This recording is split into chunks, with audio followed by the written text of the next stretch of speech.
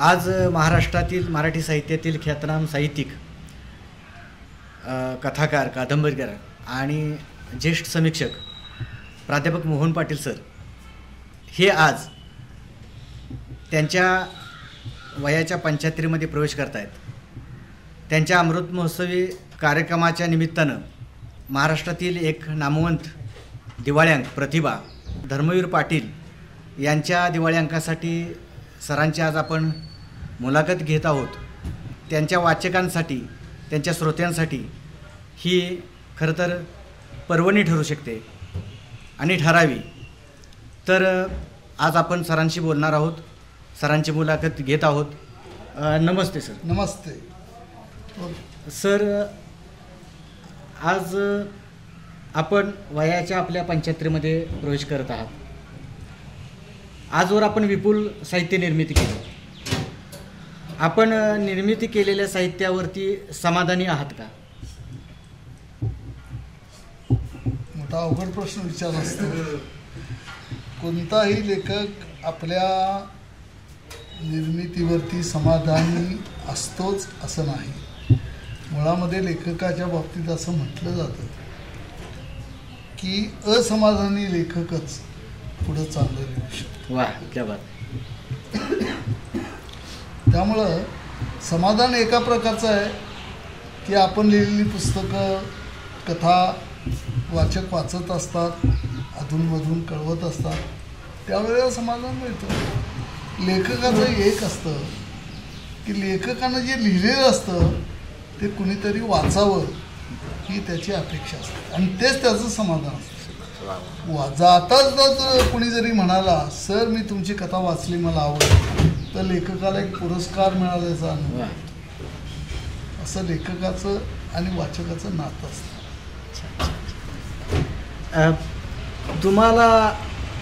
तुम्ही साहित्याकडे कसं वळला? म्हणजे अगदी सुरुवातीच्या काळात काय लिहिलं किंवा काय लिहावं असं वाटलं, किंवा साहित्याकडे, तुमच्या साहित्याकडे वळण्याची प्रेरणा काय? एक तर असं आहे, माझ्या घरामध्ये साहित्याची कुठलीही परंपरा नव्हती. माझ्या घरामध्ये जी पुस्तकं होती ती आपली सगळी गावं जी आहेत गावतीभोवतीची, कारण मी सगळ्या ह्या गावातनीच राहिलो आणि गावातच वाढलो. जी पुस्तकं घरात असतील ती एका दुसरं धार्मिक पुस्तक आणि कोणतं दिलेलं पुस्तक, ह्याच्या पलीकडे घरामध्ये वाचनाची सुद्धा परंपरा नव्हती. अशा घरातून किंवा अशा समूहातून मी बाहेर आलेलं असल्यामुळं जे काय वाचनाचे संस्कार किंवा जे वाचावंसं वाटलं ते माध्यमिक शाळांमध्ये गेल्यावर, कारण प्राथमिकला काय आपण एवढी पुस्तकं वगैरे बघत नसतो. माध्यमिक म्हणजे ते सुद्धा 8वीपासून SSC पर्यंत आपण गेल्यानंतर थोडंसं जी पुस्तकं असतात ती आपण वाचावीची. आपल्या अभ्यासक्रमामध्ये काही धडे असतात, काही कथा असतात, कथेचा अंश असतो, कादंबरीचा अंश असतो, तर ते मनामध्ये बसलं की हे पुस्तक वाचावं अशी एक जिज्ञासा मनामध्ये निर्माण होते. त्यामुळं वाचनाची पूर्वपरंपरा नसताना हे जे वाचन करायचं वेळ वगैरे लागलं ते माध्यमिक आणि महाविद्यालयाच्या जीवनामध्येच लागलं. आणि मग हे करत असताना ही जी पुस्तकं आहेत, जे कथाकार आहेत, त्या आमच्या वेळेला कसं होतं माहिती आहे का, आमच्या वेळेला का आजचे लेखक आहेत त्यापेक्षा वेगळे लेखक होते. म्हणजे माझा काळ तर 60च्या दरम्यानचा आहे, 60 ते 70 या दशकामधला काळ आहे. 60 ते 70च्या दशकामध्ये जे लेखक होते, जी नावं आपण पेपरमधनं किंवा कुणाच्या पण तोंडातून ऐकत होतो, त्याच्यामध्ये शंकर पाटील होते, व्यंकटेश माडगुळकर होते, गदी माडगुळकर होते. त्यानंतर सगळ्यात महत्त्वाचं म्हणजे आपले अण्णाभाऊ साठे, आणि त्याची ख्याती होती. मला आठवत नाही अण्णाभाऊ साठेंची एखादी कथा माझ्या पाठ्यपुस्तकामध्ये होती, पण माझ्या पाठ्यपुस्तकामध्ये माडगुळकरांची कथा होती. त्यामुळे हे सगळे लेखक मला वाचायला माध्यमिक शाळेमध्ये शिकत असताना मिळाले. त्यावेळी असं वाटायला लागलं की हे जे लिहितात तसं आपल्याला काय लिहिता येईल का असं माध्यमिक शाळेमध्ये 11वी असताना किंवा पिढीला गेल्यानंतर मला वाटायला लागलं. सगळ्यात महत्त्वाचा प्रभाव असा होता की तू जो प्रश्न विचारला की तुम्ही लेखनाकडे कसं वळलात म्हणजे लेखनाची प्रेरणा कशी तुम्हाला मिळाली. संजयलाही मी बोललो होतो. आमचं जे गोविंद हायस्कूल आहे इचलकरंजीचं ते त्या काळामध्ये प्रसिद्ध हायस्कूल होतं. नारायणराव बाबासाहेब एज्युकेशन सोसायटीचे गोविंद हायस्कूल. या हायस्कूलमध्ये सगळे शिक्षकही चांगले होते. एक प्रथा फार चांगली होती, माझ्या काळात होती, नंतर ती बंद पडली. नंतर मी चौकशी केली तर ते त्यांचं जे फिरतं वाचनालय होतं, लोखंडी ट्रक असायच्या, ही मिलिटरीमानांची ट्रक असते अशी ट्रंक, त्याच्यामध्ये पुस्तकं असायची आणि ती दर शनिवारी एका वर्गामध्ये तो ट्रंक यायचा. 50वर पुस्तकं असायचे, 50 जणांचा वर्ग असायचा, प्रत्येकाला एक एक पुस्तक मिळायचं. भाग्यवान आहात. आणि ते पुस्तक वाचून शनिवारी परत करताना आठवडाभरच ठेवायचं ते, त्याच्या पुढे नाही ठेव. पुस्तकं लहान होती. पि स खांडेकर, मामा वरेरकर यांनी भाषांतरित केलेली इंग्रजी साहित्यातली पुस्तकं जी होती ती भाषांतरित केलेली होती. सगळ्यात महत्त्वाचं म्हणजे शेक्सपिअरची सगळी भाषांतरं मी या भाषांतरित केलेल्या पुस्तकामधून वाचली होती. त्याचा प्रभाव माझ्यावर फार होता. आणि त्यावेळेला बाकीचेही लोक होते. दमा मिराजदारांच्या कथा, ह्याच्या माडगुळकरांच्या, अण्णा माडगुळकरांच्या कथा होत्या. जे वेडा पारिजात ही कथा अजूनही माझ्या लक्षात आहे की जी ती छोट्या ह्याच्यातून आलेली होती. आणि बाकीचे सगळे जे लेखक होते, साने गुरुजींच्या कथा होत्या, छोट्या छोट्या गोड गोष्टी म्हणून असायचं, ते एक पुस्तक होतं. अशी पुस्तकं यायची. पण मला प्रभाव पडला तो वरेरकर किंवा आणखी कोणीतरी भाषांतरित केलेल्या शेक्सपिअरच्या नाटकाची जी भाषांतरं होती त्याचा मोठा प्रभाव पडला. तर ही जे होतं ना, म्हणजे ॲथोल्लो हे नाटक त्याचं ते भाषांतरित केलेलं, किती 40 पानाची 50 पानाची पुस्तकं असायची. पण ह्याच्यावर जी चित्र होती त्या पुस्तकावर काढलेली त्याचा प्रभाव माझ्यावर फार पडला. म्हणजे तो टेल ऑफ टू सिटीज नावाचं एक नाटक आहे शेक्सपिअरचं.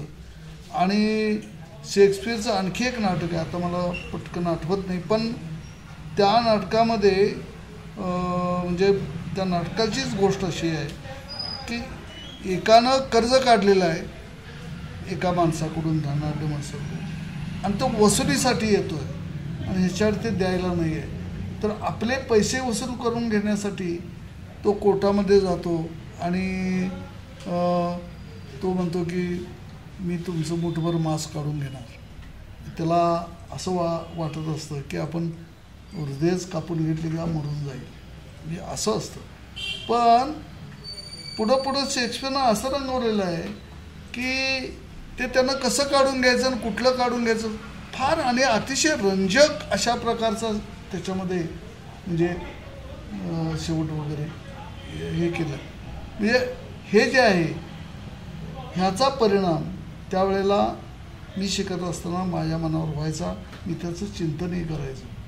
आमच्या पाठ्यपुस्तकामध्ये असलेल्या कथा, या कथा, याचं मला एक वेगळेपण वाटायचं की असं एक संपूर्ण आपण जगत असताना एक वेगळंच काहीतरी आपलं जीवन आपल्या डोळ्यापुढं आलं की त्यांना एक वेगळा उत्साह यायचा त्यावेळेला.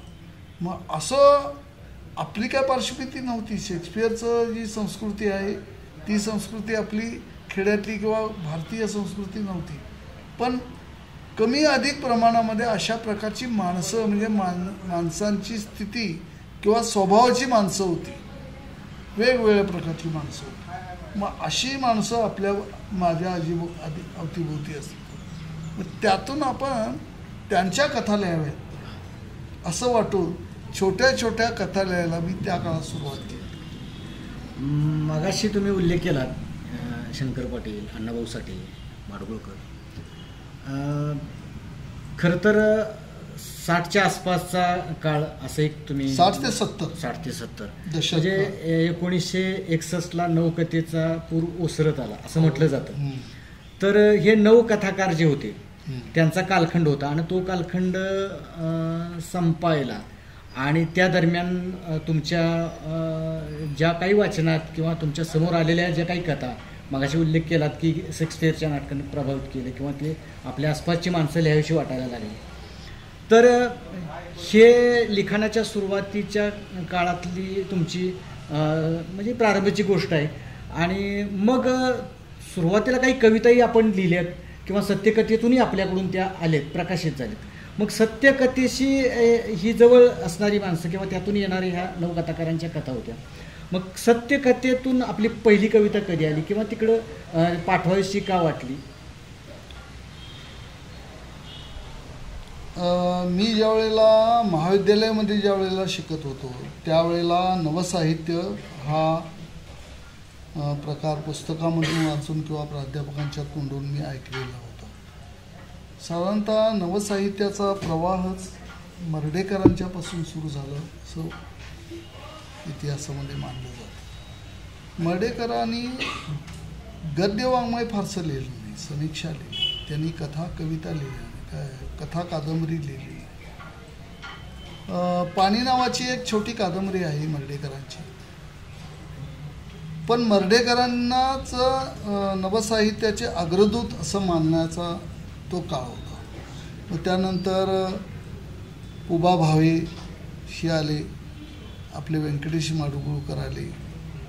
जे नवकथा म्हणजे काय हा प्रश्न आम्हाला त्यावेळेला शिक्षकांच्या तोंडातूनच ऐकायला लागला. आता आपण नव या शब्द जातं, जे जुनं नाही ते नवं असं म्हणतो. म्हणजे नवकथाकारांचं म्हणणं असं होतं की जी संवेदना आहे ती नवीन पाहिजे, असा तो काळ होता. आणि दुसरं वास्तव चित्रण जे आहे सगळं, हे वास्तवाचं चित्रण करताना ह्याच्यामध्ये नव्या प्रतिमा आल्या पाहिजे, नवं काहीतरी सांगितलं पाहिजे. तेच का सांगून चालणार नाही. म्हणजे खरं तर माडगूळकर, मिराजदार, शंकर पाटील हे जे काही कथाकार होते हे नवकथाकार नाही आहे, ते आधीचे कथाकार आहेत. माडगूळकरांच्या नंतरची जी कथा येते त्यामध्ये सगळे पुबा भावे वगैरे किंवा अरविंद गोखले याची कथा म्हणा किंवा आपण आणखी एक बाबुराव बागलांची नवकथा म्हणता येणार नाही, पण बागुलांची कथा ही थोडंसं ग्रामीण हे दलित वळणाची कथा होती. आहे बागुलांची कथासुद्धा नवकथा म्हणता येईल, म्हणजे दलित साहित्याचे. त्यामुळे मी जात चोरली होती ही कथा त्यांनी अण्णाभाऊ साठेंची जी दलित कथा, दलित चित्रण होतं त्यापेक्षा वेगळ्या पद्धतीनं बागुलांनी आपल्या कथा लिहिल्या. नवकथेमध्ये नव्या संवेदना आणि नव्या प्रतिमा आल्या म्हणून तिला नवकथा होती. ती कथाच होती पण नव्यानं आलं पाहिजे असा एक भाग त्यावेळेला आला. हा नवकथेचा जो काळ होता ना, ह्या काळामध्येच आम्ही म्हणजे चांगल्या अर्थानं विद्यार्थी होतो, म्हणजे MA पर्यंतचे. आणि त्यावेळेला आम्हाला शिकवणारे जे लोक होते, साहित्य शिकवणारे किंवा आम्हाला जे काही पेपर होते त्यावेळेला ते पेपर शिकवणारे जे लोक होते तेही आमच्यापेक्षाही जुन्या काळातलेच होते. पण तरी त्यांनी नवकथांचा, नवसाहित्याचा अभ्यास केलेला होता. म्हणजे मर्ढेकरांनी कवितेचं एक रंगरूप जसं पलटलं तसं भावे वगैरे जे आहेत त्यांनी गंगाधर गाडगीळ हा त्या काळातला एक वेगळा कथाकार होता. त्याच्या आधीच्या ज्या कथा होत्या, गाडगिळांच्या आधीच्या कथा, म्हणजे गाडगिळांची कथा ही शहरी कथाच आहे तसं. आणि आपण जर बघितलं की नंतर आनंद यादव जर बघितलं तर त्यानंतर आल्यानंतर त्यांची कथा शंकर पाटलापेक्षा थोडी वेगळी, माडगूळकरांच्यापेक्षा थोडी वेगळी, ग्रामीण वळणाची. म्हणजे असं ते कुठलीही गोष्ट एकदा संपली की लगेच तिथनं सुरू होतं असं साहित्यात होत नाही. काही जुने कथाकार सुद्धा नवकथेमध्ये होतेच की. अण्णाभाऊ साठे त्यावेळी लिहित होते, माडगूळकर लिहित होते, गदी माडगूळकर लिहित होते किंवा आधीचे लोक जे कथाकार होते ते शंकरराव खरात वगैरे लिहितच होते. पण नंतरच्या पिढीमध्ये जे आलं ते बदललेला जो समाज, बदललेला काळ जो आहे त्या काळामधल्या प्रतिमा वगैरे येत गेल्या आणि त्या आणल्या आपल्या मर्ढेकरांनी, त्या आणल्या भावेंनीसुद्धा आणल्या. जे भावेंच्या कथा ज्या आहेत त्या फार वेळा, आता किडलेली माणसं वगैरे जे आहे हे नव्यानं शब्द आला ना. किडलेली माणसं ज्यावेळेला गंगाधर गाडगीळ आपल्या कथेला किडलेली माणसं असं शीर्षक देतो त्यावेळेला धान्य किडतं. एखादी वस्तू किडते, पण माणसं किडलेली आहेत म्हणजे काय, तर ते माडगुळकरांच्या या गाडगिळांच्या कथेतून आम्हाला तसंच ते तू म्हणालास तसं बाबुराव बागुलांच्या कथेमध्ये नीत जात चोरली होती हे शीर्षकच नवं होतं. त्याच्या आधी अण्णाभाऊ साठेंनी वगैरे बरंचसं लिहित होते खेड्यातलं जे असे त्यावेळचे जे इतिहास पुरुष होते, वारणेचा वाघ वगैरे यासारखे असं काही ते ठोकळीत होते. फक्त काय बदल झाला माहिती आहे काय, चौकटबद्ध ठराविक घटनाप्रधान लिहिण्याची जी पद्धत होती कथेमध्ये घटनाप्रधान, ती घटनाप्रधान पद्धती जाऊन प्रवृत्तीप्रधान कथा आणि कादंबऱ्या आल्या. प्रवृत्तीच बदलली, त्यामुळे ते नवं साहित्य झालं, नव्या कादंबऱ्या आल्या, नवा कथा आल्या, असा प्रकार होता. तर त्या काळामध्ये हे संस्कार आमच्यावर शिकवणारे जे प्राध्यापक होते त्यांच्याकडून हे कळलं. विशेषतः मला म्हणजे TY असं काय फारसं या साहित्याच्या वाङ्मयाच्या इतिहासाबद्दल्या संकल्पना आणि तू असे विचारतो असे प्रश्न हे माहीत होतं. पण MA गेल्यानंतर आम्हाला शिकवणारे जे स.शी. भावे होते, हा फार प्रगल्भ माणूस होता मराठी साहित्यामध्ये. विलियम कॉलेजला मी MA करतो. मालतीबाई किर्लोस्कर, स.शी. भावे, कुलकर्णी म्हणून एक सर होते. तर ह्यांचं वाचन जे होतं ते नवं वाचन होतं आणि आम्हाला नवे कवी नवी कविता असे 5 जणांचे संग्रह लागलेले होते. त्यामध्ये नादू महानोर होते, सुरेश, त्यामध्ये आरती प्रभू होते, त्याच्यामध्ये सुरेश भट होते, त्याच्यामध्ये ग्रेस कवी होता. म्हणजे 5 नवे कवी आणि नव्या कवींच्या कविता रामदास भटकळ आदी 5 पुस्तकं काढली होती. तर ती सगळी नवी कविता म्हणजे नव्या संवेदना, नव्या प्रतिमा त्यातनं येत नवे शब्द येत घेतले. माडगुळकरांच्या कवितेमध्ये झिम्माड हा शब्द पहिल्यांदा आलेला आहे, तोपर्यंत नव्हता. जे नभ झिम्माड झालं वगैरे ज्या वेळेला महानोर म्हणतो त्यावेळी झिम्माड हा शब्द वेगळा आहे. आपण सैराट चित्रपट बघितला, पण सैराट हा शब्द महानोरांच्या कवितेमध्ये आहे. सैराट, बाशिंदी नार हा शब्द महानोरांचा, हे नवे शब्द आले, नव्या प्रतिमा आल्या त्याबरोबर आणि निसर्ग प्रतिमा सुद्धा नव्यानं आल्या. केळ दरबार झाली ज्या वेळेला महानोर म्हणतो त्यावेळेला आपण फक्त आम्ही असं ऐकत होतो की मानवी भावनांचे आरोप निसर्गावर केल्यानंतर निसर्ग कविता समृद्ध होते, हे बोरकरांच्या कविता वाचत. पण मानवी भावनाचं नाही, मानवी शारीरिक संवेदनांचे आरोप महानोरानं आपल्या कवितेमध्ये केलेले आहेत. ज्वारीचं एखादं ताट भेटल्यानंतर महानोर सांगतो ज्वार गर्भार उभी नार, म्हणजे इथं आपल्याला नार दिसते, तिचं अंग दिसतं, तिच्या अंगावरची कपडे दिसतात, तिचं गर्भारपण दिसतं, तिचं तारुण्य दिसतं. हे कौशल्य नव्या कवितेमध्ये आलं. मर्ढेकरांनी सुद्धा असंच केलेलं आहे. जे मर्ढेकरांची सगळीच कविता ही नवी आहे, लावून वाचावी लागते आणि तिच्यातले अर्थ आपल्याला कळते. तसंच आमच्या ग्रेसची सुद्धा आहे. शब्द तेच होते, पण शब्दांना अर्थ देताना तुमच्या संवेदना आणि तुम्ही घेतलेला अनुभव हा तुम्हाला वेगळ्या वेगळ्या अर्थानं सांगू शकतो. म्हणजे ग्रेस तर ह्या सगळ्या ह्याचा बापच होता. ग्रेसची कविता अजून कुणाला कळते की कुणाच नाही.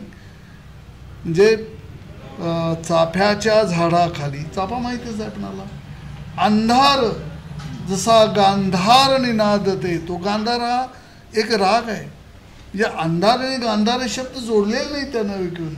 चाफ्याच्या झाडाखाली अंधार जसा गांधार निनादत येतो, माहेर कोणाचे रडते चोळीत दुधाचा थेंब जसा तळमळतो, माहेर तुला नसताना ओटीत भरावा कैसा वारा, आभाळ सोडता घुंगूर बनतो तारा.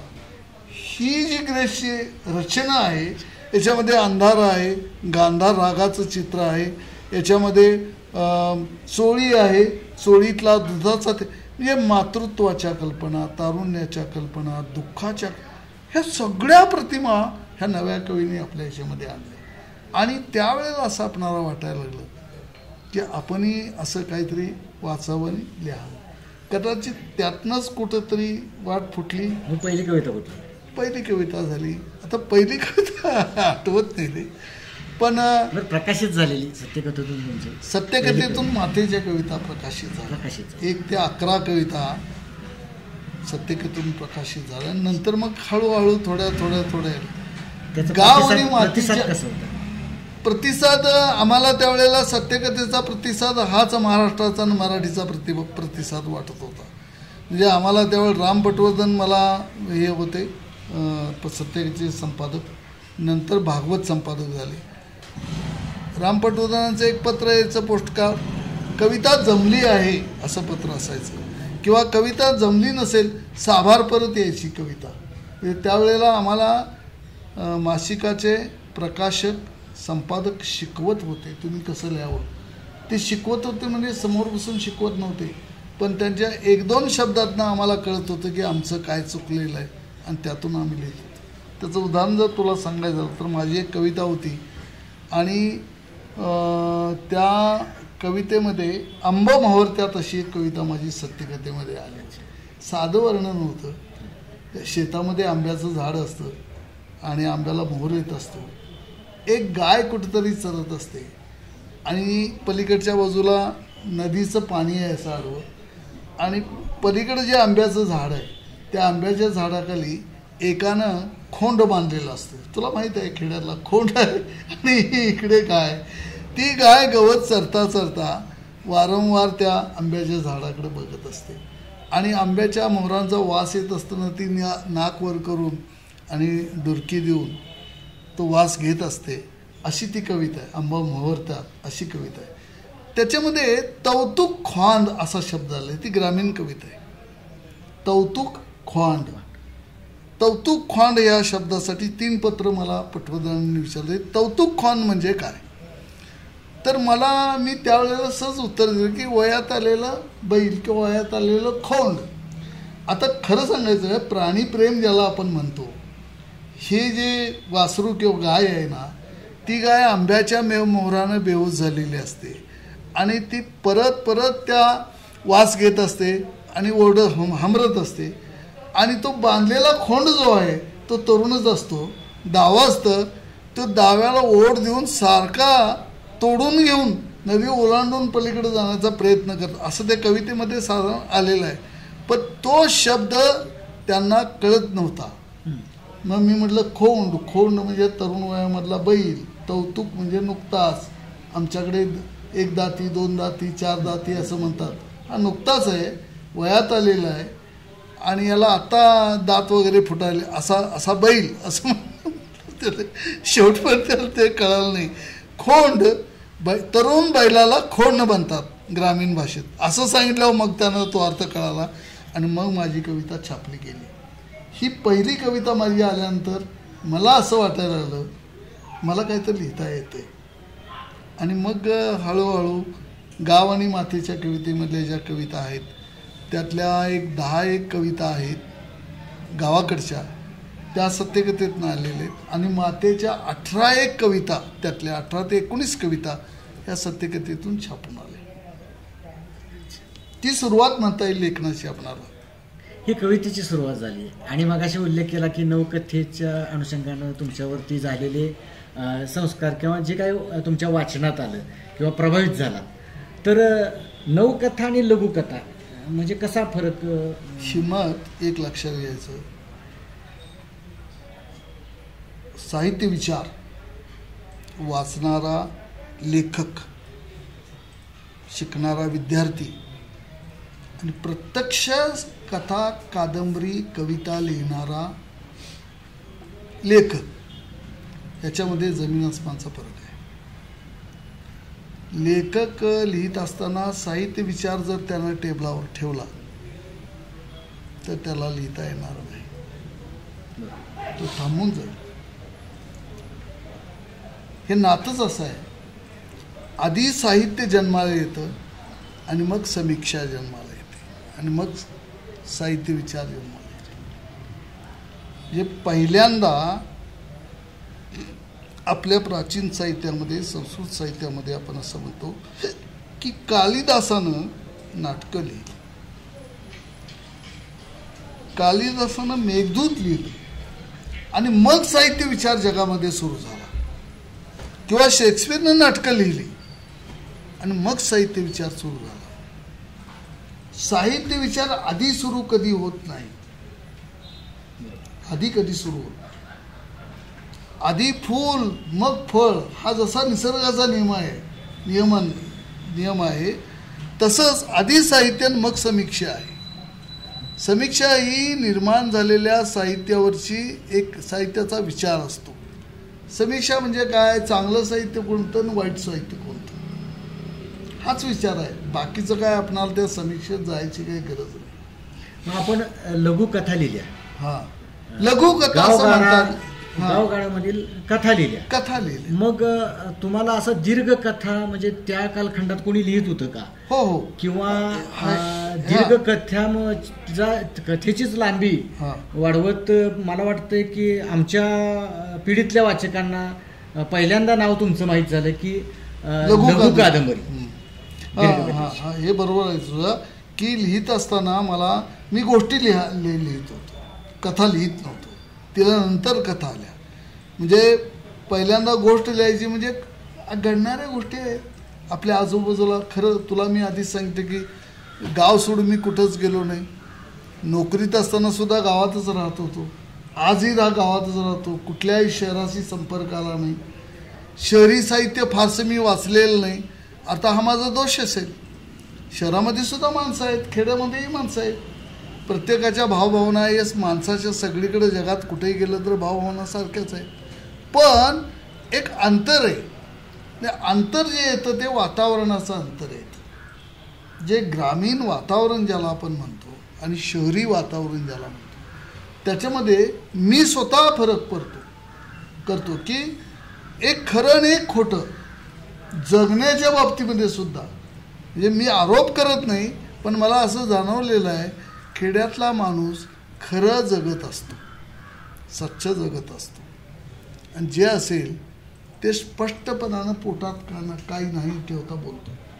शहरी माणूस सुसंस्कृत झालेला असतो आणि त्याला असं वाटतं, जे ह्याच्यामध्ये एक मला अजून तर शोध लागलेलं नाही की शहरी माणसाला असं का बोलावं असं वाटतं. म्हणजे या बोलण्याला आपण काय म्हणतो की हा मनापासून बोलतो असं वाटत. या चहा घ्यायचा का वगैरे असं ज्यावेळी विचारतो ना त्यावेळी आपल्याला ते नाटकी वाटायला लागतं. पण खेड्यातला माणूस तुला चहा दिला असता आता, पण मी शेतावर जाणार आहे, मला गवत कापायचं असं म्हणून जातो, पण देत नाही चहा तो. पण देणार नाही हे सांगताना सुद्धा तो मनात काय ठेवत नाही. ग्रामीण माणसाच्या पोटातलं ओठावर येतं. शहरी माणसाच्या पोटातलं ओठावर येण्यासाठी मध्ये एक विचार असतो. तो विचार भेदून तो वर येऊन ह्याला आवडेल का ना आवडेल आणि लोकांना आवडेल का ना आवडेल हा विचार करून तो बोलत असतो. यापुरता मी त्याच्या जगण्याचा खरे खोटेपणा समजून घेतलेला. मला काय कुणाला खोटं किंवा कुणाला खरं असं ठरवायचं नाही. पण हे सत्य आहे की खेड्यातला माणूस हा सढळ असतो, पूर्ण सढळ असतो, मोकळा ढाकळा असतो आणि त्याला वेगळं काही असं जमून काही करावं असं वाटत नसतं. म्हणून पहिल्या ज्या कथा आहेत त्याला मी गोष्टी का म्हणालो, ज्या पूर्वीच्या गोष्टी आम्ही वाचल्या होत्या ज्या चांगल्या चांगल्या लोकांच्या, तर अशा गोष्टी पूर्ती घडत होत्या. त्या घटना त्या गोष्टीच मी लिहिल्या. म्हणजे वास्तवतेच्या जवळ जाणारं साहित्य अधिक तुम्हाला प्रिय होतं. वास्तव आणि मध्यंतरी एका ठिकाणी तुम्ही असं म्हणजे विधान तुमचं विजय जाधव यांच्या पाऊसकाळ कादंबरीचं प्रकाशन सोहळ्याच्या निमित्तानंच की नव्यानं लिहिणाऱ्या लेखकांसाठी एक वाक्य तुम्ही छान सांगितलं की वास्तवतेवरती कल्पकतेचं रोपण लेखक कलम झालं, कलम अशा अर्थानं. कसं आहे होते तुला सांगा, घडलेली गोष्ट जशीच्या तशी सांगितली तर लोकांना आवडेलच असं नाही. वर्तमानपत्रामध्ये आज आपण वाचतो कितीतरी बातम्या येतात, कितीतरी म्हणजे आईवडिलांना मुलानं वृद्धाश्रमामध्ये टाकलं, अशा प्रकारचे असतात. पण घडलेलं वास्तव जे आहे जसंचे तसं कथेत आलं तर ते साहित्य होत नाही. साहित्याचा गुण एक आहे की वास्तवाला कल्पनेची जोड दिल्याशिवाय, म्हणून मी ते म्हटलं होतं, वास्तवाला कल्पनेची जोड दिल्याशिवाय त्याचं साहित्यात रूपांतरच होत नाही. म्हणजे अगदी ज्याला आपण सत्यकथा म्हणू, ती सत्यकथा तशीच लिहिली तर टिकून राहत नाही, पटत नाही. त्याचं कारण आहे की त्याच्यामध्ये लेखकाची कल्पना मिसळलेली आहे. तसं आहे आपलं जगणं आहे ते फारसं आवडत नाही आपल्याला. माणसं शोकांतिका का बघतात, दुःखी कथा का वाचतात? त्याचं कारण त्या दुःखी कथेमध्ये लेखकानं कल्पना आपली जी आहे ती कल्पना भरलेली असते, म्हणून ते दुःख हलकं होतं ना, हवंसं वाटायला लागतं. तुम्ही कुठलीही शोकांतिका वाचा किंवा कुठलीही एखादी दुःखी कथा वाचा, ते आवडायला लागतं आपल्याला. जे विणासारखी कथा ज्यावेळी शंकर पाटलाची आपण वाचायला लागतो त्यावेळी त्याच्यामध्ये जरी दुःख नसलं तर त्याच्यामध्ये यातना आहेत. पण ह्या यातना आहेत अशा बाईच्या यातना जर कोणी लिहून काढल्या, ते मेडिकलचं काहीतरी होईल, डॉक्टरच्या दवाखान्यासारखं काहीतरी होईल, ती कथा होणार नाही.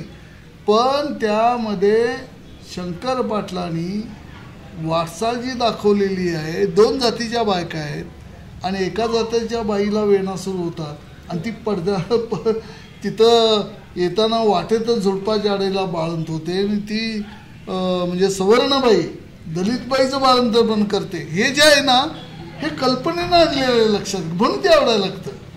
आणि म्हणून मी तिथं जे म्हणालो होतो ना, वास्तवावरती कल्पनेचं कलम केल्याशिवाय साहित्य जन्माला येईल. वास्तव मी बघितलेलं आहे, पण मी आहे तसं मांडलं तर त्याचं ते साहित्य होणार नाही. त्याच्यावरती लेखक म्हणून कल्पनेचं रोपण केलं पाहिजे, कलम लावलं पाहिजे. तर मग ते मूळ वास्तव आणि कलमवरचं कल्पनेचं त्यातून साहित्य फुलतं. हा लेखकाच्या ह्याच्यामधला लिखाणामधला भाग आहे.